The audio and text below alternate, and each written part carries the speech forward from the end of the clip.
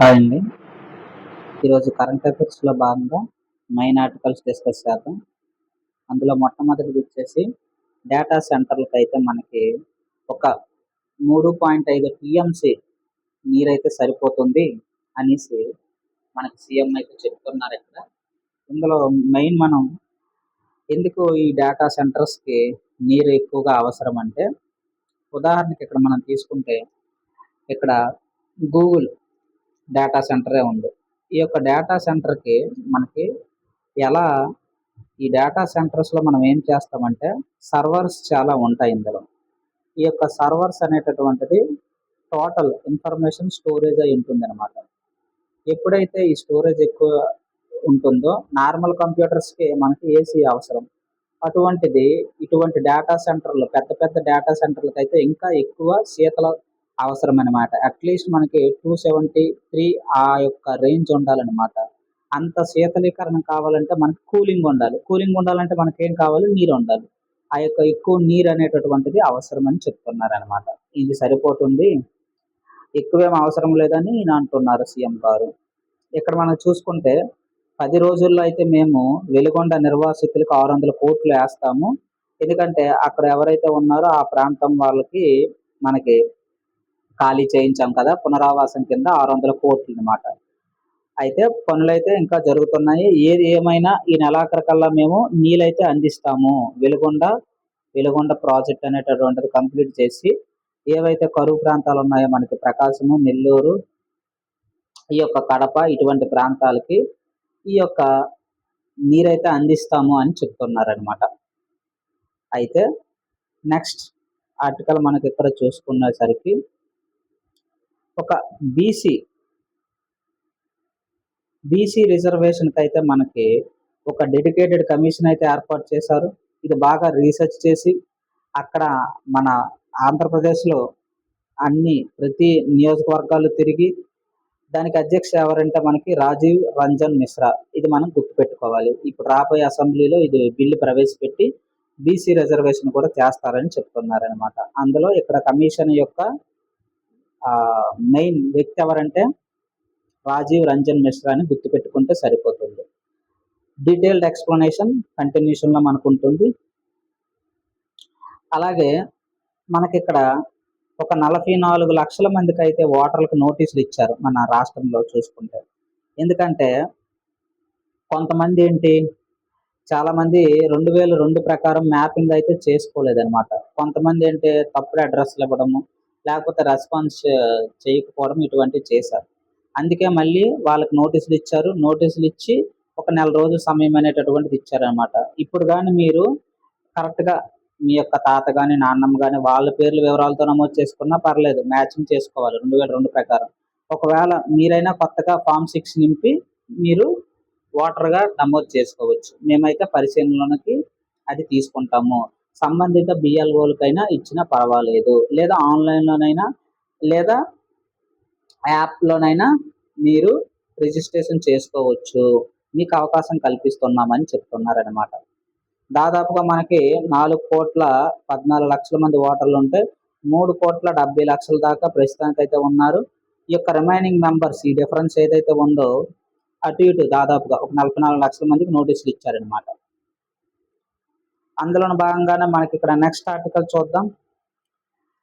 ఇక్కడ మనకి మన హైకోర్టు చీఫ్ జస్టిస్ అయినటువంటి లేసా గిల్ గారు ఏంటంటే ఒక services portal, advocate services portal అయితే ఇక్కడ ప్రారంభించారు.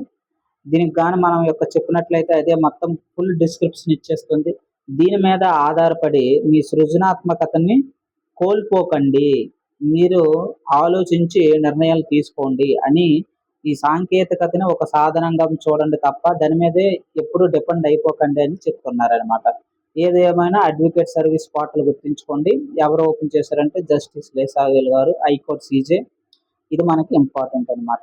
ఇందులో భాగంగా ఏమేమి ఉంటుంది ఇందులో మనకి ఏమేమి ఉంటుందంటే ఇంపార్టెంట్గా మనం చూసుకుంటే ఇక్కడ చూడండి. ఇక్కడ మనకి విచారణ ఎప్పుడు అవుతుంది, ఏ కేసు ఎప్పుడు వస్తుంది, ఏ బెంచ్లో మనం ఉండాలి, అసలు లైవ్లో ఉందా లేదా, ప్రతిదీ ఇంపార్టెంట్, ప్రతిదీ ఈచ్ అండ్ ఎవ్రీథింగ్ మనకి అప్డేట్ ఇక్కడ వచ్చేస్తుంది అనమాట. ఏ కోర్ట్ హాల్ నెంబర్కి వెళ్ళాలి, వీడియో కాన్ఫరెన్స్ లింక్ ఏంటి, ఐటమ్ నెంబర్లు ఏంటి, కేసు స్టేటస్ ఎక్కడ ఉంది, స్కాన్ చేసిన దస్త్రాలు ఎక్కడ రియల్ టైంలో ఉన్నాయి, ఇవన్నీ మనం చూడొచ్చు అనమాట. ఇంతకుముందు ఎలా ఉండేది, ఒక సుప్రీంకోర్టు అవ్వచ్చు లేదా మనకి హైకోర్టు న్యాయమూర్తులు అవ్వచ్చు, వాళ్ళ యొక్క ప్రొసీడింగ్ ఆర్డర్ని గుర్తించుకోవాలి, అలాగే వాళ్ళ యొక్క హాల్ నెంబర్స్ని, అలాగే ఏ కేసులు ఈరోజు ఉన్నాయి, అలాగే ఆ కేసు యొక్క పూర్వ పత్రాలు ముందు పరిశీలన చేయాలి. ఈరోజు దాదాపు 10 కేసులు పరిష్కరించాలనుకోండి, వాటన్నిటిని ముందు చదువుకొని రావాలి, లేకపోతే ఇంటర్లింక్ మిస్ అవుతారనమాట. అందుకే ఇవేవి కాకుండా డైరెక్ట్ డాష్ బోర్డ్లో మనకి ప్రవేశపెట్టారనమాట. ఈ యొక్క అడ్వకేట్ సర్వీసెస్ పోర్టల్లో చాలా ఈజీగా ఉంటుంది అనమాట. దీంతో రిఫరెన్స్ కేసులు కూడా మనం ప్రాజెక్టులో రిఫరెన్స్ ఫైల్స్ కూడా ముందుగా ప్రిపేర్ అయ్యి రావచ్చు, తద్వారా మంచి తీర్పు ఇవ్వచ్చు ఈ యొక్క సిస్టమ్ ద్వారా. ఏం లేదు, ఇది విదేశీయులకి మనకి 80వ వసంతంలో కడుగు పెట్టాం కదా ఆగస్టు 15 సందర్భంగా. అప్పటికి ఇప్పటికి ఏం మారింది అనేది ఒక్కటనమాట. అప్పటికి ఇప్పుడు ఏం మారింది, ఇప్పుడు 6.5 లక్షల గ్రామాలు ఉన్నాయి. అయితే ఒక్కొక్కరు కూడా ఈ ఎన్ఆర్ఐస్కి అనమాట, మీరు రాలేకపోవచ్చు కానీ మీరు ఎంతో కొంత ఇవ్వచ్చు, అది టైటిల్. కాబట్టి మీ పుట్టిన గ్రామానికి ఎంతో కొంత ఏదో ఒకటి ఇవ్వచ్చు. అలాగే మీరు ఇంతకుముందు చదువుకున్న పాఠశాలకి ఏదో ఒకటి చేయూతనివ్వచ్చు, ప్రయోగశాలలు అవ్వచ్చు, కంప్యూటర్లు అవ్వచ్చు, అలాగే డిజిటల్ వసతులు కల్పించవచ్చు, అలాగే వృత్తి నిపుణులకు ఆన్లైన్ ద్వారా జ్ఞానం పంచవచ్చు, అలాగే మెంటారింగ్ చేయొచ్చు. ఎవరైనా ప్రతిభావంతులైన పేద విద్యార్థులు ఉంటే వాళ్ళకి విద్యను అభ్యసించడానికి మీరు తోడ్పాటు పడవచ్చు. ఇటువంటివన్నీ కూడా మీరైతే ఇవ్వచ్చు అని ఎవరిని ఉద్దేశించి, ఈ యొక్క ఎన్ఆర్ఐస్ని ఉద్దేశించి అంటున్నారనమాట. తిరిగి రాకపోయినా తిరిగి ఇవ్వండి, అక్కడే ఉండి మీరు ఇవన్నీ ప్రొవైడ్ చేయొచ్చు అని ఈ యొక్క ఆర్టికల్ చెప్తుందనమాట. ఇంతకు ముందు ఎలా ఉండేది, ఇప్పుడు ఎలా ఉండేది భారతదేశం అని ఇక్కడ చెప్తున్నారనమాట. ఇంతకు ముందు ఎలా ఉండేది, మనకి స్వాతంత్రం వచ్చినప్పుడు 12% అక్షరాస్యత ఉండేది, ఇప్పుడు 81%కి ఎగబాకాం. అలాగే వైద్యాలు కళాశాలలు అయితేనేమి అవన్నీ కలుపుకుంటే 17 ఉండేవి, ఇప్పుడు 1200 ఉన్నాయి. అలాగే ఏటా 10 లక్షల మంది ఇంజనీరింగ్లు అయితే పట్టభద్రులు అవుతున్నారనమాట. విమానాలు చూసుకుంటే అప్పట్లో 12 ఉండేవి, ఇప్పుడు 126కి ఎగబాకాం. అదేవిధంగా 145 కోట్ల జనాభా ఇప్పుడు ఉన్నామన్నమాట. అప్పుడు ఎంత ఉన్నాము, 35 కోట్ల మంది ఉండేవాళ్ళం. ఇలా అనమాట. మీ యొక్క జాతి రుణం అయితే మీరు తీసుకోవచ్చని వాళ్ళని ఉద్దేశించి ఆర్టికల్ చెప్తున్నారనమాట. అయితే ఈరోజు ఆర్టికల్లో ఇది ఇంపార్టెంట్, దీని మీద కొంచెం కాన్సన్ట్రేషన్ చేయండి. ఏంటి ఆర్టికల్ అంటే విండ్ ఎనర్జీ గురించి, పవన విద్యుత్ గురించి అనమాట. పవన విద్యుత్ గురించి రీసెంట్గా లోక్సభ సమావేశాలు జరిగాయి కదా, ఆ సమావేశాలకు లోక్సభ సమర్పించింది అనమాట. ఏంటి, భారతదేశానికి మనకి సుదీర్ఘమైనటువంటి కోస్టల్ ఏరియా ఉంది, అది మనకు తెలుసు. అయితే ఈ విండ్ ఎనర్జీ అనేటటువంటిది ఎవరు ఎక్కువగా ఉత్పత్తి చేస్తున్నారు అనేది మనం గుర్తుంచుకోవాలి. 2030 నాటికి ఎంత టార్గెట్ పెట్టుకున్నాం, 100. ఎన్ని స్టార్లు పెడతారు, ఎన్ని స్టార్లైనా మీ ఇష్టమే పెట్టుకోండి. ఇక్కడ మాత్రము మనం గుర్తుంచుకోవాల్సింది ఏంటంటే 100 గిగావాట్లు మనము 2030 నాటికి మనం ఏం చేయాలి, ఉత్పత్తి చేయాలి అని మనం గుర్తుపెట్టుకోవాలి. అయితే ప్రస్తుతానికి ఎంత ఉంది మన టార్గెట్, ప్రస్తుతానికి మనం జూన్ నాటికి ఎంత ఉంది, ఎంత ఇన్స్టాల్డ్ కెపాసిటీ ఉందంటే ఇంత ఉంది, 57,443 మెగావాట్లు అయితే ప్రస్తుతానికి ఉంది. అంటే 57 గిగావాట్లు ప్రస్తుతానికి పవన విద్యుత్ ద్వారా ఉంది. 56 గిగావాట్లతోని హైడ్రో తర్వాత స్థానంలో ఉంది. మరి మొదటి స్థానంలో 164 గిగావాట్లతో మనకి సోలార్ ఉంది. తర్వాత విండ్ ఎనర్జీ ఉంది. ఈ 164 తర్వాత 57 గిగావాట్లతో విండ్ ఎనర్జీ ఉంది. తర్వాత హైడ్రో 56 గిగావాట్లతో హైడ్రో ఉంది. ఇది గుర్తుంచుకోవాలి. ఆయా రాష్ట్రాల వాటాలు చూడండి. ఆల్రెడీ ఇది మనము ఎప్పుడు నెల రోజులు 2 నెలల క్రితం చెప్పాం ఈ డేటా. అలాగే మన ఆంధ్రప్రదేశ్ ఏపీ ర్యాంక్ కూడా చెప్పాం. ఒకసారి ఆ వీడియో వెరిఫై చేయండి. ఎంతని చెప్పాము, 6వ ర్యాంక్ అని చెప్పాము. ఎగ్జామినేషన్ అయిన తర్వాత వీడియోస్ అన్నీ మనం ఒకసారి వెరిఫై చేస్తే మీకు అంతా అర్థమైపోతుంది. ప్రతిదీ మన దాటి బయటకు వెళ్ళిపోవడం బిట్టు. ప్రిలిమినరీ అయితే నేను కన్ఫర్మేషన్ ఇవ్వలేను, కానీ మెయిన్స్ అయితే కన్ఫర్మేషన్ ఇవ్వగలను. ఎందుకంటే మన ఎయిమ్ టార్గెట్ ఏంటి, మెయిన్స్ కాబట్టి మెయిన్స్ ప్రాస్పెక్టివ్లో ఫుల్ ఎక్స్ప్లెనేషన్ ఉంటుంది. ప్రిలిమ్స్ పాయింట్ ఆఫ్ వ్యూలో కరెంట్ అఫైర్స్ ఎక్కువగా మనం కాన్సన్ట్రేషన్ చేస్తాము, 40-50% అక్కడే వస్తాయి కాబట్టి ప్రిలిమ్స్ కూడా చెప్పొచ్చు. కానీ మనం ప్రిలిమ్స్ మెయిన్స్ ఒకేసారి అంత కాన్సన్ట్రేషన్ పెట్టి చెప్పలేమన్నమాట. అంతే కదా, ఒక్కరే మనకి 15 సబ్జెక్టులు చెప్పలేం కదా. అందు గురించి నేను చెప్తాను అనమాట. ఇక్కడ మన టార్గెట్ ఏంటంటే ప్రిలిమ్స్ కూడా మనం క్వాలిఫై అయ్యే విధంగా చూసుకుంటాం, అది మన టార్గెట్. రైట్, ఇక్కడికి వస్తే మన స్థానం, ఆంధ్రప్రదేశ్ స్థానం ఎంత స్థానం అన్నాము, 6వ స్థానంలో ఉన్నాము అని అప్పుడు చెప్పుకున్నాం. ఇక్కడ మనం గుర్తుపెట్టుకోండి, ఇక్కడ వాడు ఇచ్చింది ఏ రేషియోలో ఇచ్చాడంటే మెగావాట్లో ఇచ్చాడు. ఇక్కడ గుజరాత్ మొదటి స్థానంలో ఉంది. విండ్ ఎనర్జీలో మనకి గుజరాత్ నెంబర్ 1లో ఉంది. తర్వాత ఎవరు ఉన్నారు, తమిళనాడు, కర్ణాటక 3వ పొజిషన్ కర్ణాటక. టాప్ 3 అట్లీస్ట్ గుర్తించుకోవాలి, మన స్టేట్ గుర్తించుకోవాలి. మొదటిది ఎవరున్నారు, ఇవి మెగావాట్లో ఇచ్చారు, దీన్ని గిగావాట్లో మార్చాలంటే ఇది మనకి 16 గిగావాట్లు అవుతుంది. ఇది తమిళనాడు 12 గిగావాట్లు అవుతుంది. అలాగే మనకి కర్ణాటక 8 గిగావాట్లు అవుతుంది. ఫస్ట్ 3 సరిపోతుంది. తర్వాత మహారాష్ట్ర ఉంది 6, 5. నా ఆంధ్రప్రదేశ్ 4 గిగావాట్లు ప్రస్తుతానికి మన దగ్గర ఉందన్నమాట. 4 గిగావాట్లు అని గుర్తించుకుంటే సరిపోతుంది. 4.4 గిగావాట్స్ అని గుర్తించుకుంటే సరిపోతుంది. గుజరాత్, తమిళనాడు, కర్ణాటక అని గుర్తించుకోండి. లోక్సభలో కేంద్రం అయితే చెప్పింది, జూన్ నాటికి ఉన్న ఇన్ఫర్మేషన్ ఇది, గుర్తించుకుంటే సరిపోతుంది. చెప్పాం కదా, వెలుగొండ ప్రాజెక్టుకి 10 రోజుల్లోనే అక్కడ ఉన్న వాళ్ళు ఎవరైతే ఉన్నారో వాళ్ళకైతే మేము కాంపన్సేషన్ 600 కోట్లు ఇస్తామని చెప్తున్నారనమాట.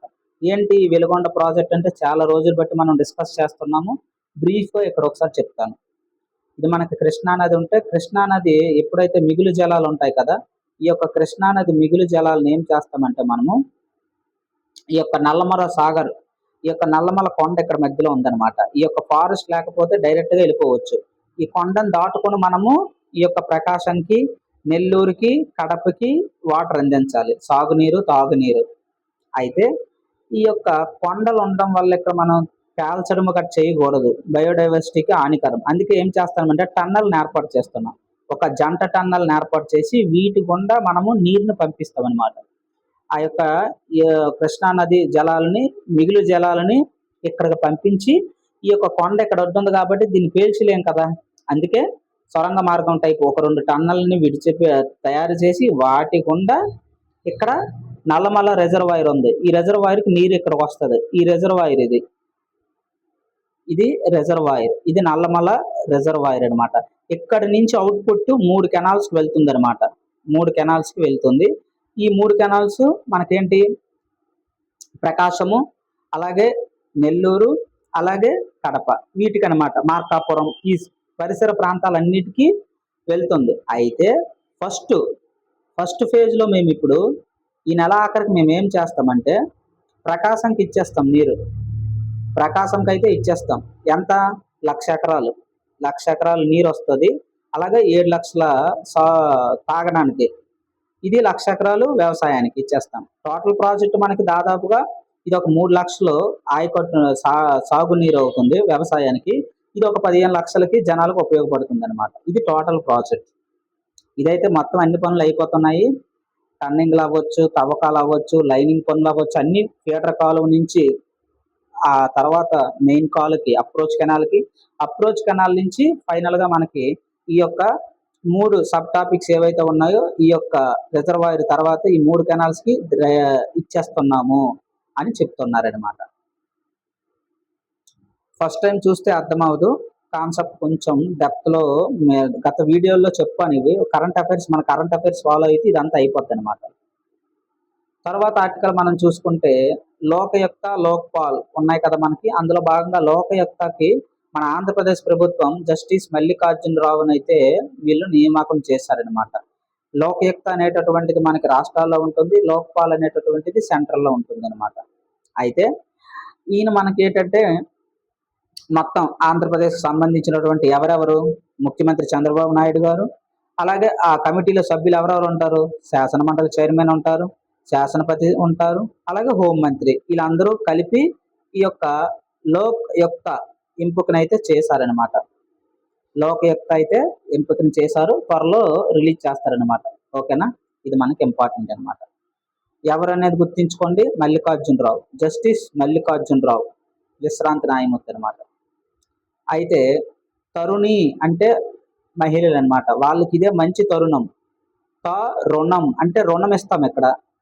ఇంతకుముందు శ్రీనిధికి ఏదైతే ఉందో ఆ పథకానికి అనుసంధానం చేశామన్నమాట. ఈ యొక్క పిఎంఎఫ్ఎంఈ ఈ యొక్క పథకం ద్వారా ఏం చేస్తామంటే, డ్వాక్రా మహిళలకు ఏం చేసేవాళ్ళము, ఇంతకు ముందు ఓన్లీ రుణాలే ఇచ్చేవాళ్ళం. ఇప్పుడు రుణాలు ఎలా ఇస్తామంటే, కూరగాయలు పెట్టుకోవచ్చు, పప్పులు, మసాలాలు, పచ్చళ్ళు, పిండిలు, ఇటువంటి స్మాల్ స్కేల్ ఇండస్ట్రీ టైప్లో వీళ్ళు వ్యాపారాలు చేయొచ్చు అనమాట. వాళ్ళకి 3 లక్షల దాకా రుణం తీసుకునే సదుపాయం కల్పిస్తామన్నమాట. అందులో భాగంగా సర్ప్లో భాగంగా అనమాట. దాన్ని లింక్ చేసాం. గ్రామీణ పేదరిక నిర్మూలన సొసైటీ సెర్ప్ ఈ కొత్త పథకం తీసుకొచ్చిందనమాట. దేంతో లింక్ చేసామంటే ఇక్కడ చూడండి, స్వనిధి ఉంది కదా, దాంతో మనం లింక్ చేసామన్నమాట. అది గుర్తుంచుకోండి. ఏది ఏమైనా ఈ ఏడాదికి ఒక 10,000 మంది టార్గెట్ పెట్టుకున్నాము, 30% వరకు రాయితీ ఇస్తున్నాము స్త్రీనిధి కింద అని గుర్తుంచుకుంటే సరిపోతుంది. తర్వాత ఆర్టికల్ మనకు వచ్చేసి ఆహార వ్యర్థాలు ఏవైతే ఉంటాయో ఒక ఎక్విప్మెంట్ అయితే వచ్చింది మనకి. దాన్ని ఏం చేయాలంటే ఏం లేదు, కూరగాయలు ఉంటాయి కదా, తొక్కలు, కుళ్ళిపోయినవి, మిగిలిపోయినవి, ఇటువంటివి ఇవన్నీ కలిసి ఇందులో కానీ మనం వేసామంటే మనకి ఎరువు తయారైపోతుంది అనమాట. ఒక రోజులో ఎరువు తయారవుతుంది, అది మనం వాడుకోవచ్చు. అది ఇక్కడ దాన్ని ఏమంటామంటే ఆ ప్రాసెస్ని ఇంపార్టెంట్ అనమాట. ఈ యొక్క ప్రాసెస్ని పొడిలైజర్ అని అంటామన్నమాట. ఎరువుగా మారిపోద్ది. ఎప్పుడైతే ఒక బటన్ నొక్కితే చాలు గంటలోనే పొడి వచ్చేస్తుంది అనమాట, ఎరువుగా మారిపోద్ది. ఏది మనం ఏమైతే ఈ యొక్క మిగిలిపోయిన, కుళ్ళిపోయిన కూరగాయలు ఇవన్నీ ఉంటాయి కదా, వాటిని ఏవి వేయకూడదు, కార్డు బోర్డులు, అలాగే గమ్ముతో కూడిన వస్తువులు, అలాగే ఇంకేం వేయకూడదు, ఇంకా మనము కొవ్వులు, ఇవి నూనె పదార్థాలు, అలాగే ఇటువంటి వేయకూడదు. ఏవేవి వేయొచ్చు, ఇవన్నీ వేయొచ్చు. కుళ్ళిన గింజలు, కోడిగుడ్డు పెంకులు, పాల ఉత్పత్తులు, ఇవి మొక్కజొన్న కందలు, ఇటువంటివన్నీ వేస్తే ఆటోమేటిక్గా ఇవన్నీ ఏమవుతాయి, ఎరువుగా తయారవుతుంది. ఇది మనం వాడుకోవచ్చు అని చెప్తున్నారు. ఫుడిలైజర్ ఆ ప్రాసెస్ని ఏమంటాము, ఫుడిలైజర్ అని అంటామని గుర్తుంచుకోవాలి. ఫుడిలైజర్ ఇంపార్టెంట్.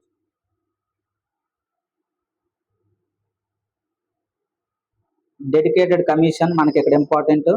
చెప్పాం కదా, బీసీ రిజర్వేషన్ల మీద సీఎం చంద్రబాబుకి అయితే డెడికేటెడ్ కమిషన్ నివేదిక అయితే ఇచ్చింది. ఇక్కడ వీళ్ళు ఏం చేశారంటే, ఇంతకుముందు ఏవైతే కుటుంబ సమగ్ర సర్వే ఉందో ఆ సర్వేని ప్రాతిపదికంగా తీసుకొని దాదాపుగా అన్ని నియోజకవర్గాల్లో వీళ్ళు తిరిగి ఏం చేశారంటే నివేదిక ఇచ్చారనమాట. అయితే ఈ నెల 18లో మనకు తెలుసు మంత్రివర్గం సమావేశం జరుగుతుంది. అందులో ఆమోదించి అసెంబ్లీలో అయితే బిల్లు పెడతారనమాట. చూడాలి ఏమవుతుందో. అయితే మొత్తానికి అక్టోబర్లో మొదటి వారంలో అయితే స్థానిక సంస్థల ఎన్నికలు నిర్వహిస్తున్నారు. అక్టోబర్ మొదటి వారంలో ఎన్నికలు అయిపోతే అక్టోబర్ సెకండ్ వారంలో మనకు నోటిఫికేషన్ రావడానికి అవకాశం ఉంటుంది. సెప్టెంబర్లో ఎలాగా గ్రూప్ 1 వస్తుంది. అక్టోబర్లో ఫస్ట్ వీక్లో ఇలా ఎలక్షన్ అయిపోతే సెకండ్ వీక్లో మనకి మేబీ నోటిఫికేషన్ రావడానికి అవకాశం ఉంటుంది. అయితే దాదాపుగా వీళ్ళు ఏడాది పాటు అనమాట. యాక్చువల్గా అయితే ఈ నెల ఫిబ్రవరి నెలలో నుంచి ఇది స్టార్ట్ చేశారు. 6 నెలలు బాగా అధ్యయనం చేసి ఒక 6 వాల్యూమ్స్ అయితే సబ్మిట్ చేశారనమాట. ఎవరు, ఈ యొక్క డెడికేటెడ్ కమిషన్. అది మనం గుర్తుంచుకోవాలి. బీసీ డెడికేటెడ్ కమిషన్ అనమాట. ఇది మనకి ఇంపార్టెంట్. తర్వాత ఆర్టికల్ మనకు వచ్చేసి అప్పట్లో మనకి జస్టిస్ సూర్యకాంత్, చీఫ్ జస్టిస్, ఆయన ఒక వ్యాఖ్య చేశారనమాట. ఎవరిని ఉద్దేశించి చేశారు యాక్చువల్గా ఇది అంటే, సుప్రీంకోర్టులోన నకిలీ పట్టాలు తీసుకుంటున్నారనమాట, లా డిగ్రీలు తీసుకుంటున్నారు. ఈ లా డిగ్రీలు ఎవరైతే తీసుకుంటున్నారో వీళ్ళని ఉద్దేశించి అన్నారు అనమాట. ఏంటి, మీరు బొద్దింకల్లా తయారయ్యారు విద్యార్థులు అనేసి. అయితే దానిలో భాగంగా పుట్టుకొచ్చిందే మనకిప్పుడు అభిజిత్ దీప్‌కే ఈయనున్నారు కదా! ఈయన ఒక పార్టీ పెట్టారు. కాక్రోచ్ జనతా పార్టీ అనేసి. ఈ యొక్క సీజేపీ పార్టీ మొన్నొచ్చింది.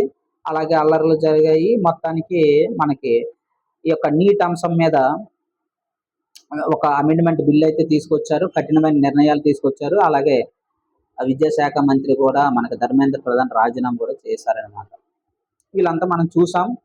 ఒకసారి అది చూడండి. ఓకేనా? ఆ వాక్యాల్లో నావి ఏం చేశారు? తప్పుదోవ పట్టించారు అని చెప్తున్నారనమాట ఈయన. ఇది ఇంపార్టెంట్. ప్రిలిమ్స్‌లో బిట్ అడగడానికి ఆస్కారం ఉంది. మీకు గుర్తుందో లేదో ఇప్పటికి 3 బిట్లు చెప్పాను. ప్రిలిమ్స్‌లో అడగడానికి ఆస్కారం ఉన్నవి. నా కరెంట్ అఫైర్స్ ఫాలో అయితే మీకు అర్థమైపోద్ది. ఇప్పుడు ఇది 4గో బిట్ అని అంటున్నాను. ఈ 4గో బిట్ ఏంటంటే ఇంతవరకు ఏంటి ఆల్రెడీ మనకి జనాభా లెక్కల్లో మొదటి దశలో ఏం చేశారు? మొదటి దశలో ప్రతి ఇంటికి వచ్చారు కదా! మీ ఇంటికి వచ్చుంటారు. దాదాపు 33 ప్రశ్నలు అడిగి ఇక్కడ ఏం చేశారు? గృహ గణన చేశారు. గృహ గణన. గృహ గణన చేశారు. అయిపోయిందది. అయితే రెండో ఫేజ్ ఇప్పుడు స్టార్ట్ అవుతుంది.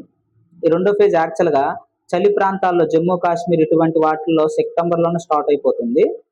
అక్టోబర్ ఆ ప్రాంతంలో స్టార్ట్ అయిపోతుంది. మిగిలిన వాటికన్నిటికి కూడా నెక్స్ట్ ఇయరే స్టార్ట్ అవుతుందనమాట. అయితే ఇందులోని భాగంగా ఎన్ని ప్రశ్నలుంటాయంటే 40 ప్రశ్నలుంటాయనమాట. మొదటి దాంట్లో 33 ప్రశ్నలున్నాయి. అది కులగణన. ఇది గృహ గణన. 33 ప్రశ్నలు గృహ గణన. ఇప్పుడొచ్చిందేటి కులగణన. అంటే జనాభా లెక్కలు అన్నీ ఉంటాయి. నీ ఆధార్ కార్డు, నీ పాన్ నంబరు, నువ్వు ఏ జాబ్ చేస్తున్నావు, నీకు పెళ్లయిందా లేదా, ఎక్కడున్నావు, ఇదిగో ఇవన్నీ ఇక్కడున్నాయి. నీ వ్యక్తి పేరేంటి, ఇవి 40 ప్రశ్నలుంటాయి. ఇంతకుముందు ఒకసారి ఏం చేశారంటే, ఇంతకుముందు గెజెట్‌లో అంటే ఇంతకుముందు 2011లో ఎలా ఇది చేశారంటే, యాక్చువల్‌గా ఇక్కడ చూడండి. ఇంతకుముందు దాంట్లో 29 ప్రశ్నలుండేవి. 29 ప్రశ్నల్లో 2 ప్రశ్నలు దేనికి సంబంధించినవంటే, మనకి మాతృభాషకి అలాగే తెలిసిన భాష. అంటే ఇంగ్లీషు గట్రా తెలిసి ఉంటది కదా మనకి. ఆ భాష. ఇలా 2 ప్రశ్నలుండేవి. ఇప్పుడు దీన్ని కలిపేశారు. మాతృభాష, తెలిసిన భాషను కలిపి ఒకటి కింద అడుగుతున్నారు. అంటే ఇంతకుముందు ఎన్ని ఉండేవన్నాను? 29. ఇప్పుడు ఒకటి చేసేసారంటే ఎన్ని ఉన్నట్టు? 28. చాలా ఇంపార్టెంట్. 28. దీనికి మరొక 12 ప్రశ్నలు యాడ్ చేశారు. 12 ప్రశ్నలు యాడ్ చేస్తే ఎన్ని అయినాయి? 40 అయినాయి. ఈ 40 ప్రశ్నలు ఇప్పుడు అడుగుతారనమాట ఈ జనగణనలో.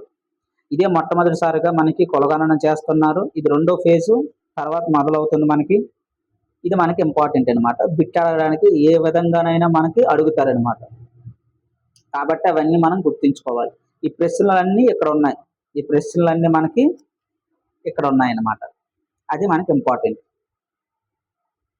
తర్వాత మనకి మరి ఈ Viksit Bharat guarantee Rozgar and Ajeevika mission Gramin act అయితే మనకు ఉంది.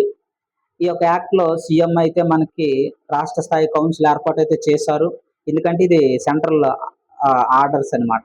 అందులో భాగంగానే ఎవరెవరు చైర్మన్గా సీఎం ఉంటారు. రాష్ట్ర స్థాయి కౌన్సిల్ ఏర్పాటు చేయాలి కదా, అందులో ఉప ముఖ్యమంత్రి, రాష్ట్ర స్థాయి పంచాయతీ ఎవరు పవన్ కళ్యాణ్ గారు వైస్ చైర్మన్ ఉంటారు. ఆర్థిక, రెవెన్యూ, జల, వ్యవసాయ, గిరిజన, సాంఘిక, కార్మిక, స్త్రీ, శిశు, దివ్యాంగ సంక్షేమ వీళ్ళందరితో మనకి ఒక కౌన్సిల్ ఏర్పాటు చేశారనమాట. ఇంతకుముందు ఉపాధి హామీ పథకం అంటే ఓన్లీ చెరువు పనిలో కాదు, ఇప్పుడు అన్నీ ఉంటాయి. అన్నిటికీ లింకప్ చేశారు కాబట్టి ఇక్కడ అన్ని శాఖలు వచ్చాయన్నమాట. కౌన్సిల్ ఏర్పాటు చేశామని ఇన్ఫర్మేషన్ అనమాట, అంతే. ఇంకో కండిషన్ ఇందులో ఏముంది మనకి, దాదాపుగా మనకి ఒక బలహీన వర్గాలకు సంబంధించి ఒక 15 మందిని అయితే సభ్యులుగా నామినేట్ చేసింది. వీరిలో మూడో వంతు మహిళలు, ఎస్సీ, ఎస్టీ, బీసీ వీరికి ఉండేలా నిబంధనలు రూపొందించారనమాట. అది కూడా ఇంపార్టెంట్. కౌన్సిల్ ఏర్పాటు చేయడం కాదు, ప్రతిదాన్ని దీన్ని మానిటరింగ్ చేయాలి కదా. ఈ పథకాన్ని కనీసం 2 సార్లు సమావేశం అవ్వాలన్నమాట ప్రతి సంవత్సరం. వాటి యొక్క పర్యవేక్షణ ఎలాగుంది, బాగా పనులు జరుగుతున్నాయా, ఫ్రాడ్ జరుగుతున్నాయా, ఫిర్యాదులు ఏమైనా వస్తే పరిష్కరిస్తున్నామా లేమా, అటువంటి వ్యవస్థలన్నింటినీ కూడా ఇది పర్యవేక్షిస్తుంది అనమాట ఈ కౌన్సిల్. అది గుర్తుంచుకోవాలి. ఇక్కడ మనకి ఇంపార్టెంట్ ఏంటంటే రిలయన్స్. ఇక్కడ రిలయన్స్ అలాగే రోల్స్ రాయిస్ ఈ రెండు కలిసి దేశంలో యుద్ధ విమానాల ఇంజిన్ని అభివృద్ధి చేస్తుందన్నమాట. Stream jet engines, turbojet engines, turbojet engines ఇటువంటి ఇంజిన్స్ మనకి యుద్ధ నౌకల్లో చాలా ఫాస్ట్గా ఉండాలన్నమాట. ఎందుకంటే అవి చాలా ఎక్కువ లోడుని తీసుకెళ్తాయి కాబట్టి అటువంటి తయారు చేయడానికి ఇక్కడ మనకి ఆ, చేస్తున్నారనమాట మన యొక్క దేశంలోనే. ఇది మంచి శుభపరిణామంగా చెప్పొచ్చు. అదొక్కటి గుర్తుంచుకోండి సరిపోతుంది. ఏ ప్రోగ్రామ్ కింద అంటే మనకి ఏఎంసీఏ ప్రోగ్రామ్ కింద అనమాట. ఇది గవర్నమెంట్ కల్పిస్తుంది, ప్రోత్సాహకాలు ఇస్తుంది అనమాట. ఇక్కడే టోటల్ గా మనకి యుద్ధ విమానాలకు సంబంధించినటువంటి పవర్ అవ్వచ్చు, ప్రొపల్షన్ టెక్నాలజీ అవ్వచ్చు. ప్రొపల్షన్ టెక్నాలజీ అంటే ఇంధనాలు అనమాట. ఆక్సిడైజర్స్ వాడతాము. సైన్స్ అండ్ టెక్నాలజీ ఇది మనం నెక్స్ట్ స్టార్ట్ చేస్తాము ఫస్ట్ యూనిట్. అలాగే ఆ యొక్క డిజైన్ అయితేనేమి, ఎలా అభివృద్ధి చేయాలి, ఎక్కడ టెస్టింగ్ పరిస్థితి ఏంటి, ఉత్పత్తి ఎంత, దాని యొక్క జీవితకాలం వస్తుందా, అన్ని టోటల్గా అన్నిటికీ కలిపి ఇక్కడే ఏరోస్పేస్ గ్యాస్ టర్బైన్స్ కాంప్లెక్స్ కూడా ఏర్పాటు చేస్తామని చెప్తున్నారు. మంచిదే, చూడాలి ఏమవుతుందో. ఆ తర్వాత మనకి విదేశీ నిధులైతే మనకి ఇక్కడ చూసుకుంటే బాగా వచ్చాయి. 5.4 లక్షల కోట్లు వచ్చింది. రీసెంట్గా ఒక పథకం ఆర్బీఐ ప్రవేశపెట్టింది అనమాట. అంటే ఫారినర్స్ని, మన ఎన్ఆర్ఐస్ని డాలర్స్ మారకాన్ని మన మార్కెట్లోకి ఆర్బీఐలోకి తేడానికి ఈ పథకం ప్రవేశపెట్టింది. దీని గడువు మళ్ళీ నెల దాకా ఉంది, కానీ ఈ నెలతోనే లాస్ట్, ఆగస్టుతోనే లాస్ట్ అని మార్చింది అనమాట. ఎందుకు? అనుకున్న దానికన్నా ఎక్కువ నిధులు వచ్చాయి కాబట్టి ఇక్కడ మేము ఆపేస్తామని చెప్తుంది అనమాట. అది ఇక్కడ ఈ యొక్క స్వాప్ గడువు అనమాట. ఆ పథకం అది మనకి ఇంపార్టెంట్. అది ఇక్కడ గుర్తించుకుంటే సరిపోతుంది. ఓకేనా? అదే ఇక్కడ ఇచ్చామన్నమాట. చూడండి ఏంట పథకము. Foreign currency non resident bank deposit ఖాతాల్లో 3 ఏళ్ళ లోపు డిపాజిట్ ఉంటే యాక్చువల్గా ఎంత ఇస్తారు? 3%. కానీ ఎక్స్ట్రా కలిపి 6% ఇస్తానమాట. అందరూ ఇక్కడే పెట్టుబడి పెడతారు, అందుకే వచ్చాయి.